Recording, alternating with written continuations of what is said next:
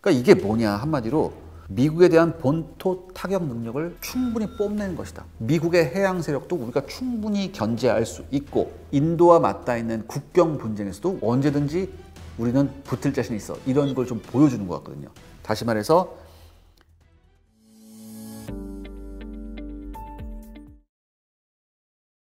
시청자 여러분 안녕하십니까. 작전본부의 이세환입니다.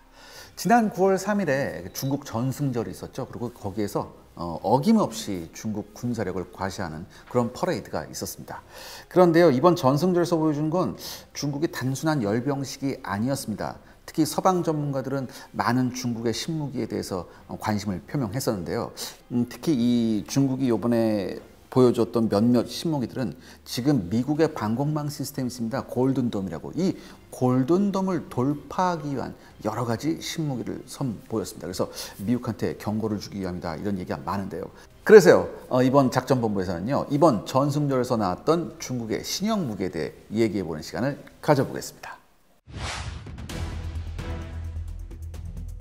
5년 단위로 끊어질 때마다 이제 중국이 굉장히 많은 무기, 신무기를 많이 보여주고 그런 경험이 있었는데, 이번에 80주년이거든요. 이번에 80주년이었는데 80주년에 나온 무기들 치고는 이렇게 굉장히 푸틴도 부르고 김정은도 불러서 떠들썩하게 했잖아요. 삼총사 지네들끼리 그러면서 이렇게 했는데, 그런 거 치고는 이번에 새로 나왔던 그런 무기들이 그렇게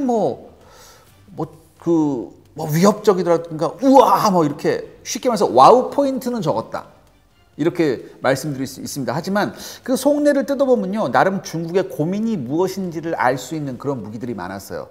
첫 번째, 중국이 이번에 선보인 신무기 중에 하나가 뭐냐면 둥펑 61이라는 이런 대륙간 탄도미사일 ICBM입니다. 이게 어마어마하게 큰 이제 이동 차량에 실려서 나왔었는데, 사실 중국이요, 여러분들, 2010년대 중반까지만 하더라도 중국의 대륙간 탄도 미사일 그 세력이라는 게 조금 빈약했었습니다. 어떻게 빈약했냐면, 특히 중국의 대륙간 탄도 미사일은 지하 사일로에 있는 게 대부분이었어요. 이동식이 아니라. 그런데 여러분 생각해 보세요. ICBM이 지하 사일로에 있다? 이건 쉽게 말해서 적도 어디에 있는지 아는 거예요. 그렇기 때문에 이렇게 커다란 대륙간 탄도 미사일을 차량으로 옮겨서 여기저기 탐지한 데게 옮겨 다니다가 느닷없이 쏘는 이런 기술이 굉장히 중요했었거든요. 그런데 2010년대 중반까지 중국이 이걸 제대로 못하다가 2019년 열병식에서 중국이 둥펑 41, DF-41을 보여주면서 드디어 비로소 이런 능력이 생겼다고 했는데, 그런데 이번에 나온 둥펑 61, DF-61은요, 이게 조금 더 발전된 형태입니다. 특히 앞에 둥펑 41은 요게 사거리가 한 12,000km 정도 됐었어요. 12,000km. 근데 사실 10,000km만 돼도 능력이 탁월합니다. 왜냐하면은 이게 여러분, 대륙간 탄도미사일은 우리가 이렇게 지도 이렇게 딱 보면 이렇게 굉장히 멀리 날아가야 된다, 이렇게 생각하잖아요. 중국에서 미국까지 날아가려면. 아니에요. 이게 대부분 북반구에 있잖아요, 대륙들이. 그러니까 어딜 가면 돼요? 북반구, 북극점으로 이렇게 쏘면은 굉장히 가까워요. 그래서 북극점으로 이렇게 탄도미사일을 쏘거든요. 대륙간 탄도미사일을. 그러니까 지도같이 옆으로 쭉 가는 게 아니라. 그래서 북극점을 지나서 대륙간 탄도미사일을 쏘기 때문에 10,000km면은 거의 대부분 미국 전역이 사정권에 들어와요. 그런데 이 2019년에 공개됐던 DF-41이 12,000km 정도 됐는데, 요번에 공개된 DF-61은 15,000km라고 합니다. 특히 이 15,000km에 좀 그 방점을 두는 게 아니라, 이 DF-61은 굉장히 특이한 형태의 이제 최종 돌입 진입체를 갖고 있어요. 특히 이 탄두가 뭐로 추정되냐면은 이게 MARV, 즉 Maneuverable Reentry Vehicle이라고 해서 Maneuverable, 즉 기동이 가능한 Reentry, 재진입 Vehicle. 여기선 차량이라고 번역하면 안 되겠죠. 발사체, 진입체, 돌입체, 이렇게 번역해야 되는데, 쉽게 말해서 이거예요. 이게 요격 시스템이 굉장히 좋아졌잖아요. 특히 미국이 지금 골든돔에서는 엄청난 다층방 방공층을 지금 하고 있거든요. 그런데 최종 돌입 단계에서 굉장히 여러 종류의 요격 미사일이 날아오는데, 이걸 어떻게 해야 돼요? 회피하는 기동을 할 수 있다는 거죠. 즉 재진입 단계에서 이게 속도를 빠르게 했다가 느리게 했다가 혹은 회피 기동을 하는 이런 탄두다 이거지. 그래서 이게 굉장히 수준 높고 사실 그 진입 장벽이 높은 기술인데, 이걸 적용한 게 DF-61이 아니냐 이런 얘기가 나오고 있습니다. 아무튼 이 DF-61은 쉽게 말해서 제가 모두에 말씀드렸다시피 미국의 방공망, 즉 골든돔을 돌파하기 위한 가장 최적화된 무기가 아닌가 이렇게 말씀드릴 수 있습니다. 대륙간 탄도미사일은 사실 적성국이 10,000km 넘게 떨어져 있어야 되거든. 근데 우리한테는 10,000km 넘게 떨어져 있는 적성국이 별로 없어요. 그냥 솔직히 말할게, 우리나라에서 이제 컴파스로 1,500km 이렇게 돌리잖아요. 웬만한 애들 다 들어와요. 다 들어오거든. 그러니까 우리는 그럴 필요는 없어. 그럴 필요는 없는데 이건 있어요, 여러분들. 우리 현무5 이번에 만든 거 있었잖아. 현무5 작년에 그 국군의 날 이제 공개된 현무5. 이 현무5의 크기가 미국의 대륙간 탄도미사일 있어요. 미니트맨 3라고. 이거하고 사이즈가 거의 비슷해요. 그러니까 여러분 대충 알아들으시면 돼요. 우리나라의 탄도미사일 실력은 오케이, 여기까지.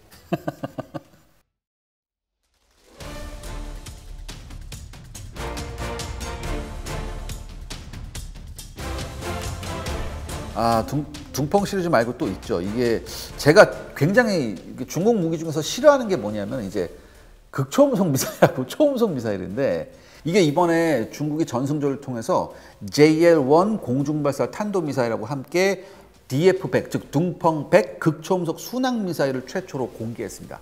지금까지 중국이 가지고 있던 극초음속 미사일은 뭐였어요? 둥펑-17, 즉 DF-17 극초음속 미사일이었는데 이거는 뭐예요? 순항이 아니라 활공형이에요. 활공형. 그러니까 밑에 뒤에다 로켓 부스터 달아서 빵 하고 올린 다음에 대기권에서 한 50km 왔다 갔다 하는 데서 얘가 분리가 돼서 글라이더처럼 활공해서 가는 거예요. 활공형의 좀 한계는 조금 있죠. 활공형의 좀 한계는 있어요. 일단은 뭐냐면은 마지막 돌입 순간에 정밀한 그 제어가 생각보다 쉽지가 않다.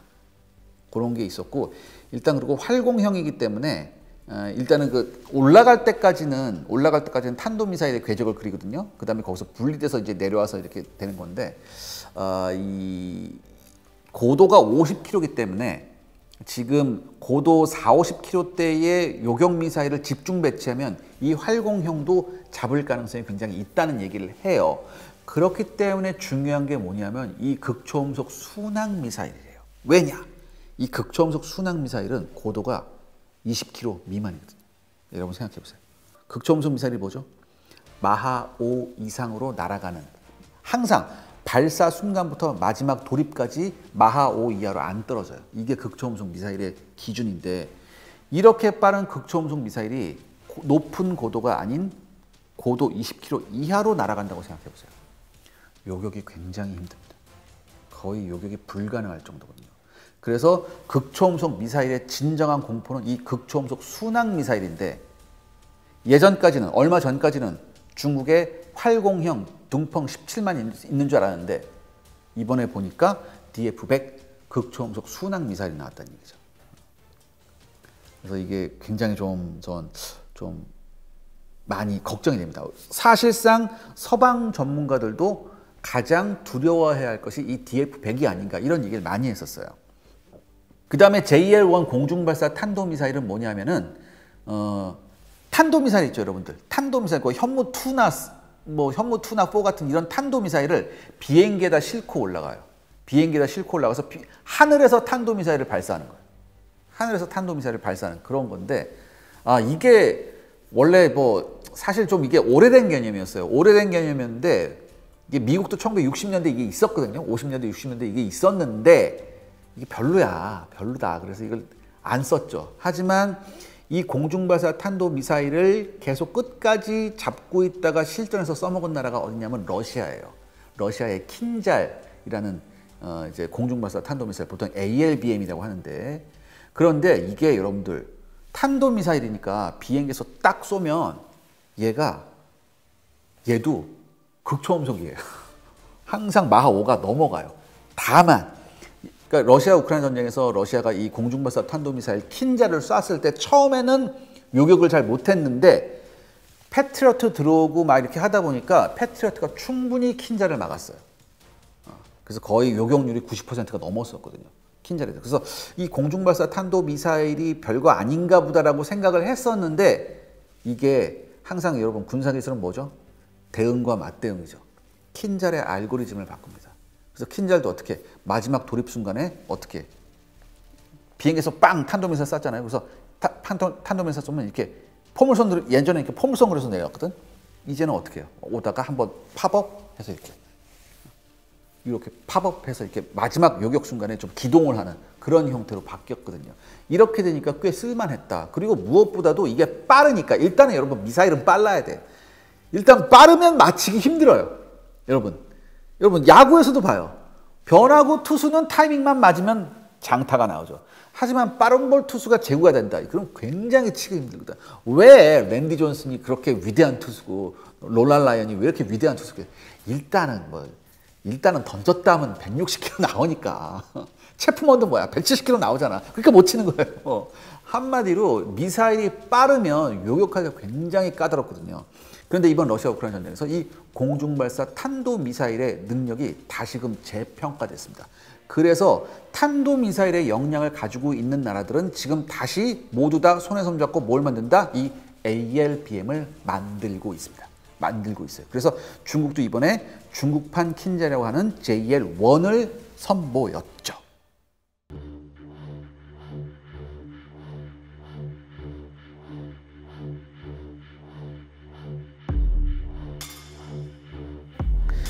이게 참 지금 좋은 말씀하셨는데 이 극초음속 미사일 얘가 순항 미사일이잖아요. 극초음속 순항 미사일이잖아요. 이 극초음속 순항 미사일은 중국으로 뭘 쓸 것 같아? 일단 이 극초음속 순항 미사일이 사거리가 한 2,000km 정도 되거든.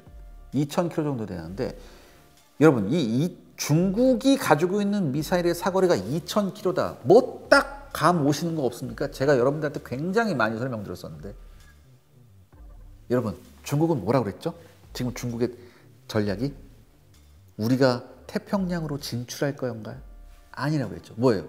제발 미국 함대야 내 곁에 오지마 오지마. 그래서 어떻게 했죠? 1000해리를 딱 해놓고서 제1도련선 그어놓고서 이 안으로 들어오면 우리가 뭘 쏠 거야? 우리가 총 탄두 중량 1000톤에 달하는 500기에 달하는 모든 대함미사일, 순항미사일을 너네 함대한테 마구 쏴 제낄 거야 라고 한 거죠. 그렇죠? 근데 여러분 1000해리가 몇 킬로예요? 1800km. 그런데 이 중국의 극초음속 순항미사일의 사거리가 얼마? 2000km. 딱 떨어지지. 뭐예요?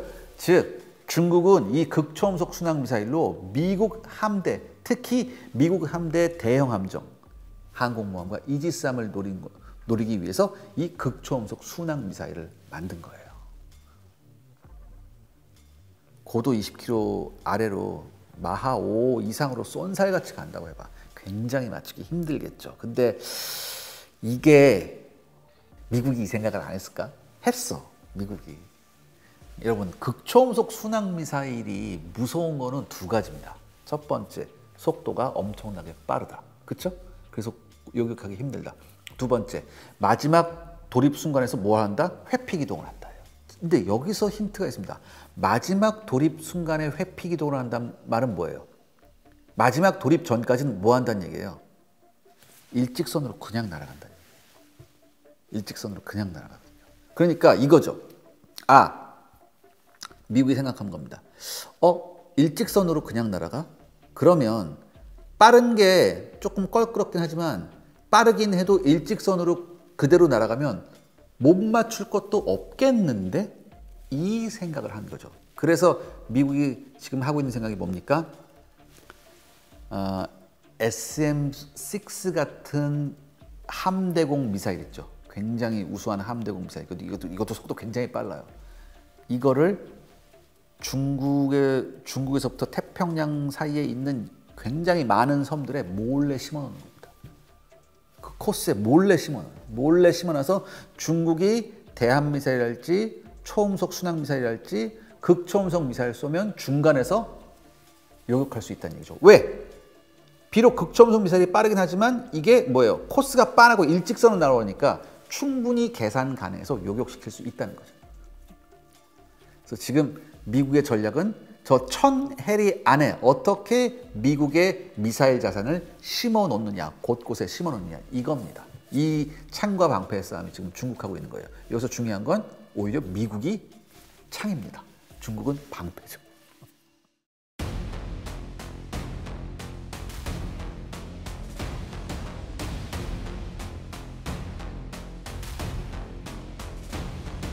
이게 중국의 신형 전차가 나왔죠. 이게 백식 전차라고 해서 그 전까지 중국의 주력 전차는 99식 전차였어요.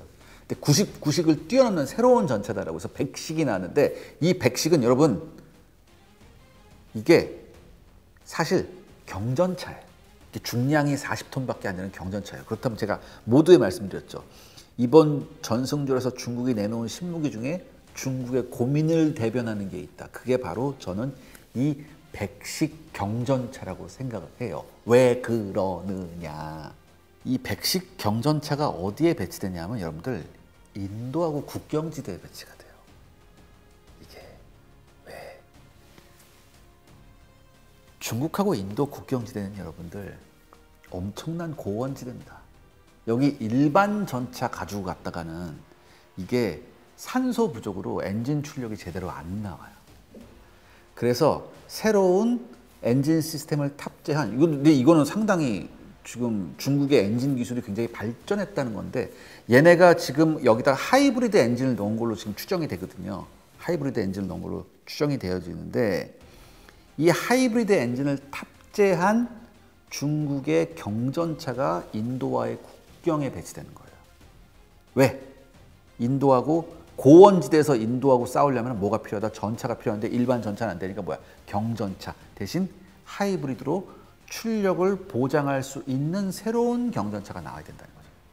그래서 이 백식 전차는 경전차이기 때문에 40톤밖에 안 되잖아요. 보통 한 50톤, 60톤 되는데 그러니까 10톤만큼 그러니까 전차가 가볍다는 거는 그만큼 장갑이 얇다는 얘기예요. 그러니까 10톤만큼 빠지면 그만큼 장갑이 얇아요. 그래서 이제 뭐 방어력은 조금 뭐 주력 전차만큼은 안 되죠. 하지만 뭐 반응 장갑 달고 뭐 이렇게 해서 어떻게 하겠는데 하지만 새로운 하이브리드 시스템의 엔진을 탑재했고 전차의 공격력과 탐지 능력만큼은 현대의 주력 전차와 견주어도 손색이 없다는 중국의 자체 평가가 있습니다. 어떤 평가? 자체 평가예요. 아무튼 이런 평가가 있는데 이게 사실 인도도 비슷한 걸 만들고 있어요. 지금 조라와로라고 해서 인도도 비슷한 경전차를 만들고 있거든요.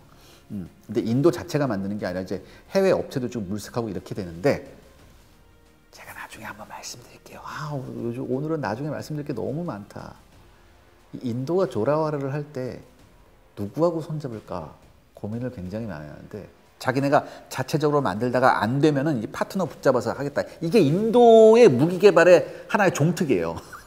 모든 걸 다 그랬어, 얘네는. 비행기 만들 때도 그랬고, 예전에 아준 전차 만들 때도 그랬고, 잠수함 만들 때도 그랬거든요. 그러니까 이게 종특이야. 그런데 만약에 인도가 자체 개발에 실패해서 누군가의 손을 잡는다고 했을 때 가장 유력한 후보가 우리나라예요.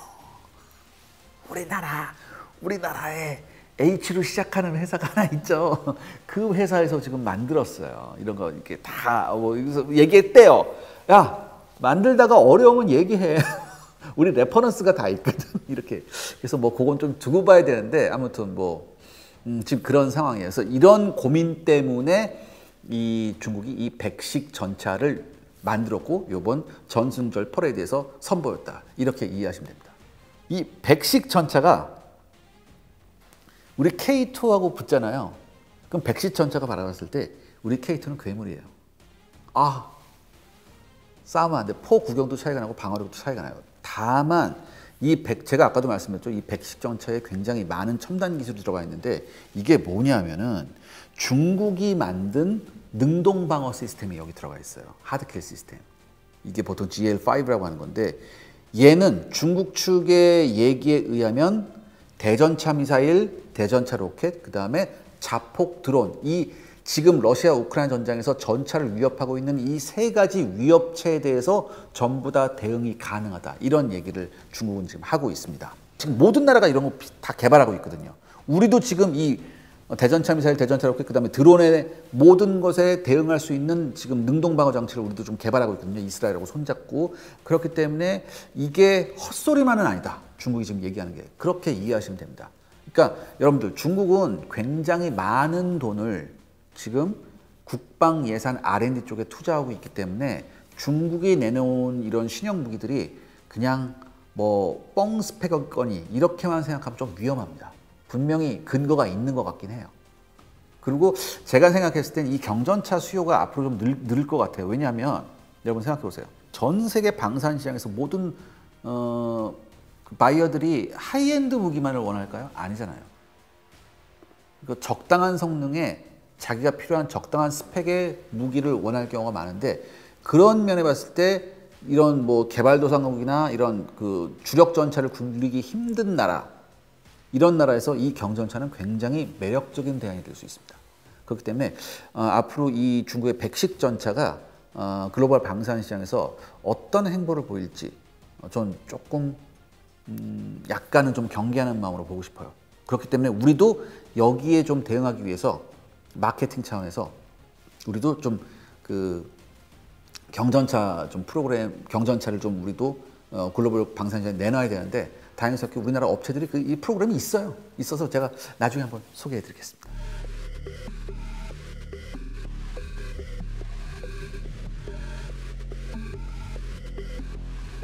저는요 이번에 보니까 지금 중국이 이제 전선전에 쭉 끌고 나왔던 여러 가지 무기 중에 트럭 뒤에 실려 있던 대형의 삼각형의 무인기에 대한 초점이 좀 갔어요.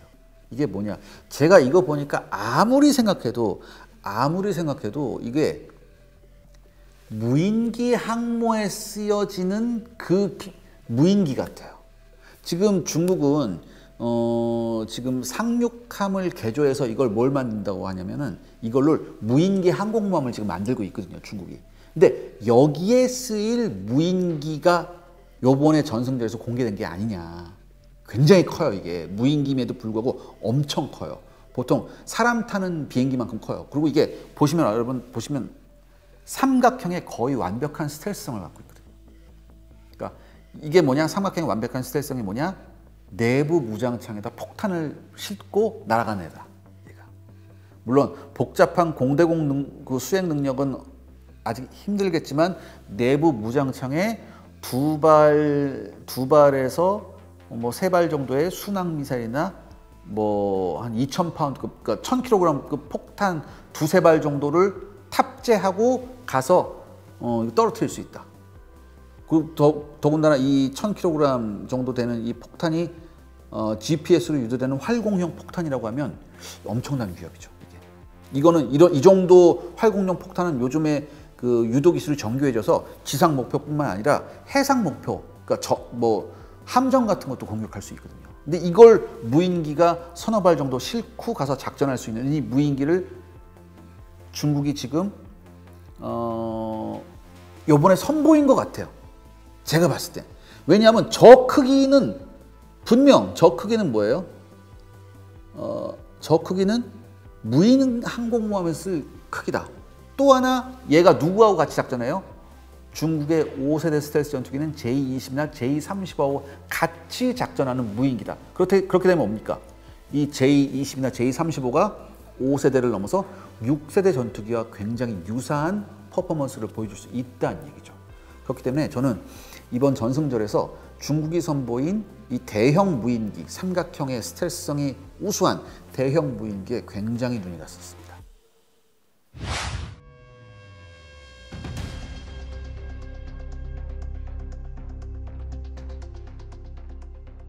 일단은 이번에 중국이 DF-61하고 DF-5C라는 것도 이번에 나왔거든요. 이거 원래 DF-5는 있었는데 이게 개량형인데 이건 2만 킬로까지 날아간대요. 그러니까 이게 뭐냐 한마디로 미국에 대한 본토 타격 능력을 충분히 뽐내는 것이다. 뽐냄과 동시에 미국의 골든돔을 돌파할 수 있다는 자신감을 보여준 것 같아요. 그 다음에 DF-100 같은 극초음속 미사일이 나오면서 미국의 해양 세력도 우리가 충분히 견제할 수 있고 그 다음에 백식 전차가 나옴으로 해서 뭐예요? 인도와 맞닿아 있는 국경 분쟁에서도 우리가 충분히 준비되어 있고 언제든지 우리는 붙을 자신이 있어. 이런 걸 좀 보여주는 것 같거든요. 다시 말해서 물량, 그 다음에 가격, 속도 이 세 가지에서 중국은 굉장히 공세적으로 나가고 있다. 저는 이렇게 생각을 합니다. 그렇기 때문에 우리의 과제도 굉장히 분명해지죠. 특히 뭐 이제 ICBM 같은 거는 이제 미국이 신경 쓸 거고 저는 생각하는 게 중국의 극초음속 미사일에 대한 우리는 어떤 대응을 해야 되냐. 여기에 대한 방어 체계도 있어야겠지만 우리도 유사한 무기 체계가 반드시 빨리 나와야 된다. 빨리 나와야 되고 그 다음에 이런 드론 굉장히 무섭잖아요. 지금 전 세계 드론 시장은 상용 드론 시장은 지금 중국이 거의 휩쓸다시피 하고 그 다음에 이걸 바탕으로 군사용 드론에서도 굉장히 강점을 보이기 때문에 우리가 이런 드론 중국의 드론 세력에 대해서 우리가 어떻게 대처해야 되느냐. 그리고 우리도 유사한 무기 체계가 있어야 되죠. 반드시. 그렇기 때문에 왜 유사한 무기 체계가 있어야 돼요?